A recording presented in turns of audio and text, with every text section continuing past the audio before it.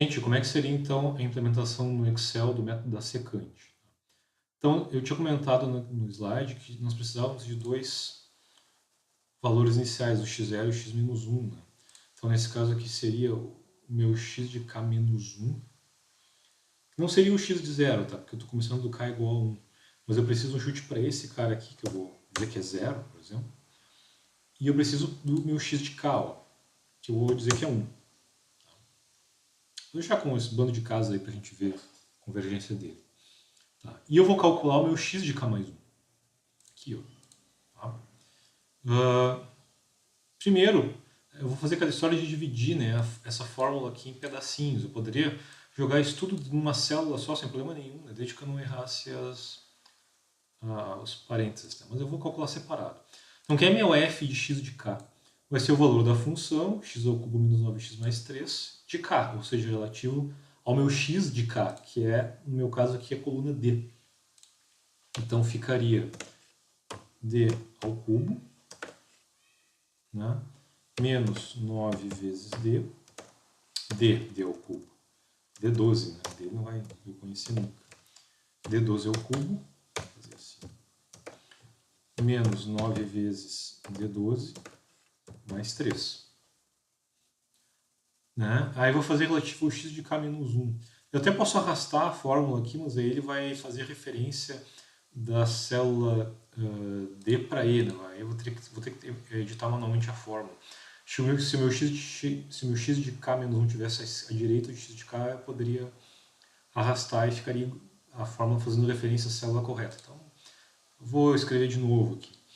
Então, vai ser igual ao C, porque é o f de x de k menos 1, referente ao x de k menos 1, no meu caso aqui, coluna C. Então, é igual a C12 ao cubo, menos 9 vezes C12. Opa, C12. Vocês não precisam escrever as letras, as células em maiúsculo, e depois ele coloca em maiúsculo automaticamente. Tá? Mais 3. Ó, fica maiúsculo aqui. Ou se tu der um F2, ó, parece tudo em maiúsculo. Então, C12 ao cubo menos 9 vezes C12 mais 3. Agora sim eu vou substituir nessa fórmula aqui da técnica da secante. Uma outra forma de substituir também é usar direto a definição sem o MMC, tal. Pulei aqui, sendo nos próximos capítulos. Seria fazer o seguinte. Tá, aqui, ó, na equação 10, ó, f de x dividido pela derivada aproximada lá do método de Newton, que seria f de x menos f de x de k menos 1 sobre x de k menos x de k menos 1. Vou fazer assim também, ou aqui já está na fórmula com MMC e tudo. Tá? Mas eu vou colocar como está ali. Então, igual. Vou abrir um parênteses, que esse parênteses vai fechar tudo isso aqui. E vou abrir um parênteses relativo ao numerador, que é tudo que está no numerador. Tá? Eu vou abrir mais um parênteses relativo ao x de k menos 1 vezes f de x de k. Então, o x de k menos 1 para mim está na célula C12, vezes o f de x para mim está na E12. Fecho esse parênteses aí. Menos, abro agora um parênteses relativo a esse pedaço aqui. Então vai ser x de k, que seria D12, vezes f de x de k menos 1, que é o F12. Aqui é fácil de se perder. Tá? Fecho esse parênteses aqui. Fecho o parênteses do numerador, divisão, abro um parênteses no denominador, que é o f de x de k, que no meu caso é E12, menos o f de x de k menos 1, que no meu caso é F12. Então, fechei parênteses do denominador, fechei parênteses da expressão, calculei. Então, agora o que eu vou fazer? Veja, eu vou vir para cá. Ó. X de k menos 1 vai receber o valor de x de k. Então, esse cara aqui tem que receber esse valor aqui. Então, logo eu vou colocar igual a D12. E esse sujeito aqui, o próximo valor do x de k, ó, vai ter que receber o x de k mais 1. Ou seja, esse cara aqui vai ter que receber esse cara aqui, que eu calculei anteriormente. Então, igual ao G12. Agora eu posso fazer meus respectivos arrastos. Ó. Vou arrastar minha fórmula aqui. Vou arrastar essa fórmula aqui e vamos ver onde vai dar. E deu. Ó, vejam que a raiz caiu lá para a nossa 0,3376, que a gente tinha calculado lá pelo método de Newton. Aqui está dando divisão por zero. Por que está dando divisão por zero? Porque a raiz ficou tão próxima do valor correto, né, que quando eu vou dividir por f de x menos f de xk menos 1, esses caras já estão dando o mesmo valor, né? Que a função no zero da raiz ela dá igual a zero, né? Que é onde ela tem que ir. Então ela está praticamente igual, aqui ela já está igual. Ó. Então por isso que está dando divisão por zero. Não é que está errado o método. A convergência ficou tão perfeita que o valor dos termos do denominador estão iguais, né? Que o x de k está praticamente igual ao x de k menos 1 e o x de k mais 1 e os f's de x de k e o anterior estão iguais.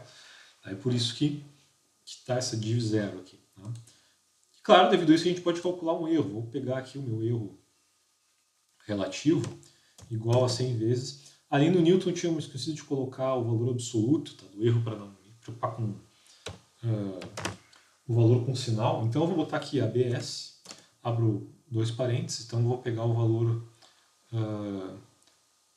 entre o x de k mais 1 e o x... aqui eu posso escolher, como tem mais de um x, eu posso fazer x de k mais 1, x de k mais 1 e x de k menos 1, x de k ou x de k menos 1. Tá? Posso trabalhar com uma média de erro também. Eu vou pegar o G12, que é o x de k mais 1, e comparar com o que está mais distante, que é o x de k menos 1, que seria o C12. Tá? Calcular com maior amplitude de erro. E vou dividir esse aqui por G12, tá? Porque eu não estou chutando zero aqui. Tá? Por G12. Botei um parênteses a mais. E primeiro o erro é bem grande, depois ele vai a 1,5 vezes a menos 11 para depois ir a zero, né? Quando está tudo igual. Tá? Então, de fato, ocorre a convergência. Tá? Bom, mas aí é que alguém pode estar se perguntando, tá, mas o polinômio tem três zeros, né? Que ele é o cubo, né? Quais são os valores das outras raízes? Tá? Bom, se eu chutar valores diferentes aqui para x de k menos 1 e x de k, eu posso cair em outras raízes. Né? Claro que quanto mais longe, o ideal, tá, a gente, para o chute do x de k e x de k menos 1, método das secantes, é que eles sejam próximos, tá? Para a convergência não demora muito. Por exemplo, se eu botar 10 aqui, vamos fazer um teste, vou botar 10 aí. Até ele converge bem, porque é um polinômio. Uma convergência de polinômio normalmente é rápida. Tá? Mas é bom chutar valores próximos. Tá? Mas, por exemplo, se eu chutar aqui menos 1, se não me engano, e 5, aqui, ó. Menos 1 em 5, ele converge para 13,15. Menos 13,15, que é uma outra raiz desse polinômio. Você vê que ele está caindo a zero, né, o valor da função. Tá? Tem uma outra raiz agora. Isso no método de Newton vocês podem fazer. Lá no Newton vocês podem mudar aqui o chute. Lá é um chute só, né? Então aqui para cair nesse 13,15, botar menos 1, menos 5, acho que menos 5 ele vai para menos 13,15 no Newton. E aqui na secante tem uma outra raiz, eu vou botar aqui acho que 1, eu não me lembro agora o valor, mas uma outra raiz que tem acho que é o 2 e pouco. Então eu vou botar aqui entre 1 e 2, 1 e 5. Não me lembro agora qual é, 1 e 10, ou menos 1 e 5, vai para menos 3. Tem uma outra raiz agora não lembro qual valor que eu chutei, mas uma outra terceira raiz, que é uma raiz real, também é 2,80 alguma coisa, se não me engano. Realmente eu não lembro agora o valor, tem que ver qual é só o conjunto de chutes no Newton. Menos 5, se eu começar do 2, no Newton se chutar dar o chute inicial 2, ele cai para 2,81, que é a terceira raiz real desse polinômio aqui. Agora, na secante tem que ver qual é o conjunto lá de valores para tu cair em 2,81. Posso botar entre 2 e 3, por exemplo. 2 e 3. 2 e 3 ele cai para 2,81. Tá? Então, dependendo de onde tu chutar, tu vai cair numa raiz, né, ou noutra. Claro que